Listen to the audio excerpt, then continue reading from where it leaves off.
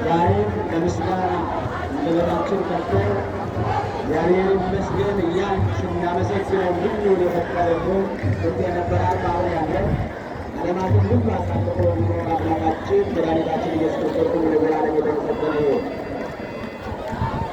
ይህ ጊዜ የምስጋና ወቅት ነው።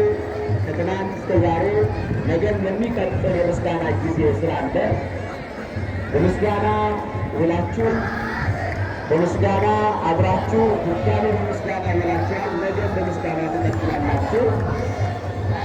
የምስጋና ሰዓት እንደመሆኑ መጠን በዚህ በዓል መድመቅ፣ በዚህ በዓል በሰላም መከበር መልካም አስተዋጽኦ ያደረጉ ሰዎችን አመስግነን የመጨረሻ ጸሎት አድርገን ነው የምንለያየው።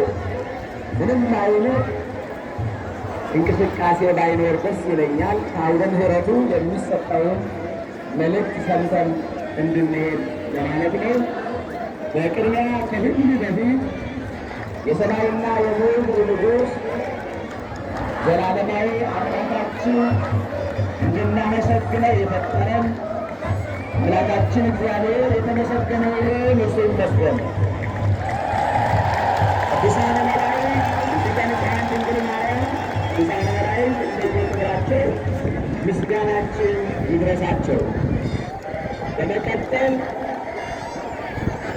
በዚህ በዓል መሳተፍ በመንፈሳዊ አገልግሎት ዘርፍ ከጠቅላይ ቤተ ክህነት ከሀገረ ስብከት ከክፍለ ከተማ ቤተ ክህነት በመገኘት በዓሉ ሰላማዊ እንዲሆን መልእክት በማስተላለፍና ጸሎት በማድረግ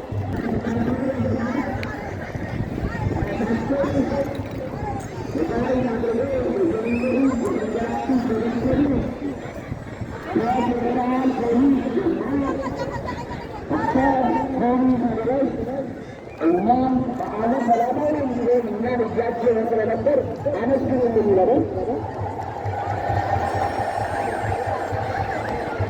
በተጨማሪ እግዚአብሔር አምላክ ፈቅዶላትን በእውነት ከዚህ በላይ ይህ ማህበር እንዲሰፋ በተለይ የማህበራት ቁጥር ከዚህ በላይ ከፍ እንዲል እንፈልጋለን። ማህበራቱ አስፈላጊ ነው። በመንፈሳዊ ትስስሩ በዝማሬ የሚያስደስት ነበር እና በርግጥ የምናስበው ምናልባት በሰዓት ገብቶ ሰላማዊ በመሆን ነበር የምናስቸግራቸው እንጂ እናንተ በዝማሬ ሁላችን ስታድርሳል የማትሰለቹ መሆናቸውን አይተናል። ስለዚህ በአጠቃላይ ከሰንበት ትምህርት ቤት ዘማሪያን ጀምሮ በተለያዩ ማህበራት ተደራጅታችሁ መልአኩ ቅዱስ ሚካኤልን ያከበራችሁ በዚህ ዕለት የዘመራችሁ የዝማሬያችሁን ዋጋ አምላካችን እግዚአብሔር